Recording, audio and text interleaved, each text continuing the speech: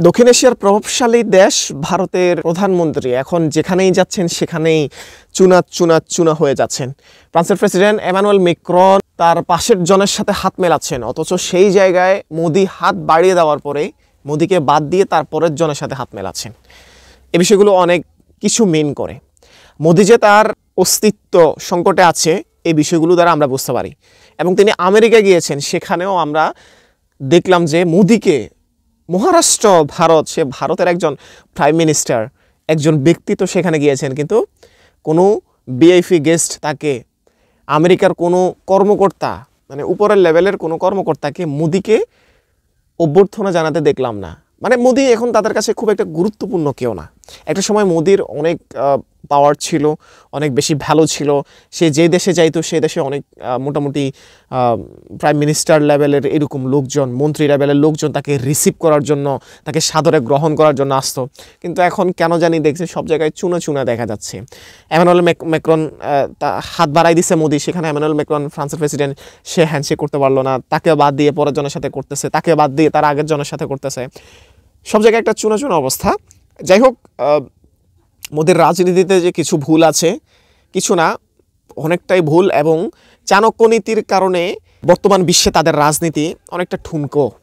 যে রাজনীতি চাণক্য নীতি ওই 200, 300, 400, 500 বছর আগে করে গেছে না, সেই নীতি দিয়ে বর্তমান বিশ্বকে লিড করা এটা টু মাচ ডিফিকাল্ট, এটা মোদির বোঝা উচিত। এবং ইন্ডিয়ান আরও যারা গোবর খাওয়া টাওয়া লোক আছে তাদেরও এই বিষয়গুলো বোঝা দরকার যে আধুনিক জামানায়, আধুনিক যুগে আপনাকে যদি অন্য একটা দেশের সাথে ডিল করতে হয়, অন্য একটা দেশ থেকে যদি আপনার সম্মান পাইতে হয়, সেই জায়গাটা আপনার থাকতে হবে, আপনাকে ওইভাবে আপনার দেশটাকে লিড করতে হবে, সরকারের পজিশনটা ওইভাবে রাখতে হবে, প্রতিবেশীর সাথে আপনাকে ওইভাবে সম্পর্ক রাখতে হবে।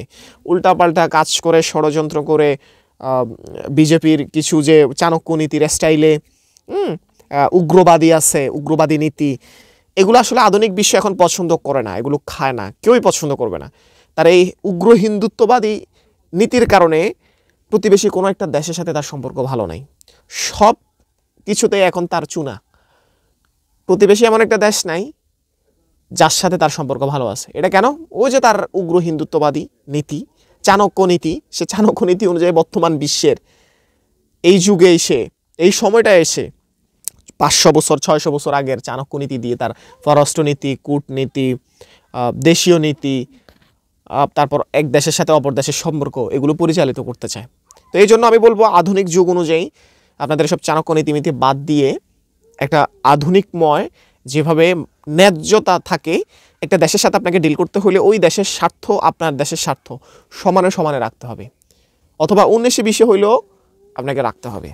বাট আপনার পয়েন্ট হবে 16 আর অন্য দেশের পয়েন্ট হবে 2, এটা হবে না। মানে কারো 2 আনা কারো 16 আনা এইভাবে হবে না, এভাবে সম্পর্ক হয় না। এটা শুধু তিক্ততা বাড়ায়। হিন্দুত্ববাদী নীতি, উগ্র হিন্দুত্ববাদী নীতি মোদির প্রতি এখন সারা বিশ্বের তিক্ততাই শুধু বাড়ছে।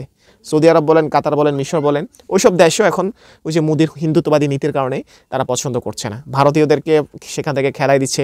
আপনারা দেখেছেন কিছুদিন আগে আমেরিকা থেকে ভারতের অসংখ্য লোককে সেখানে অবৈধ অভিবাসী বলে তাদেরকে 40 ঘন্টা নির্যাতন করে বিমানের মধ্যেও তাদের দেশে ফেরত পাঠাইছে। তারপরে এই ধরনের আরও অনেক কিছু আছে। সুতরাং মোদি এবং তার দেশের মানুষদেরকে আহ্বান করব, আপনাদের ভুল নীতিগুলো রেখে আধুনিক সময় অনুযায়ী যুগোপযোগী রাজনীতি করুন, এবং পররাষ্ট্র নীতি আপনাদের ঠিক করতে হবে, ন্যায্যতার ভিত্তিতে, সমতার ভিত্তিতে করতে হবে। নিজের প্রতি সম্মান যেমন রাখবেন, অন্যের প্রতিও সেই সম্মানটা দিবেন। তাহলে এভাবে একটা সম্পর্ক, সমঝোতার সম্পর্ক যখন সৃষ্টি হবে, তখন আপনার মূল্যটা বৃদ্ধি পাবেন, আপনার দামটা বাড়বে, আপনার গ্রহণযোগ্যতা বাড়বে। কিন্তু আমি আপনাকে সম্মান দিয়েই গেলাম, আপনি আমাকে শুধু বাঁশমারা হোগা মারাই দিলেন, তাহলে সেই জায়গায় আপনাকে তো আমি ছাড় দিব না, সুযোগে পাইলে আপনাকেও আমি গোয়া মেরে দিব। এটাই হচ্ছে পৃথিবীর নিয়ম, এটাই হচ্ছে স্বাভাবিক ব্যাপার, প্রকৃতির নিয়ম, ন্যাচারাল জাস্টিস। সুতরাং এই বিষয়টা খেয়াল রাখতে হবে। যাই হোক, আজকের মতো এখানে শেষ করছি। সব ভালো থাকবেন, সুস্থ থাকবেন, দেখা হবে পরবর্তী কোনো ভিডিওতে। আসসালামু আলাইকুম।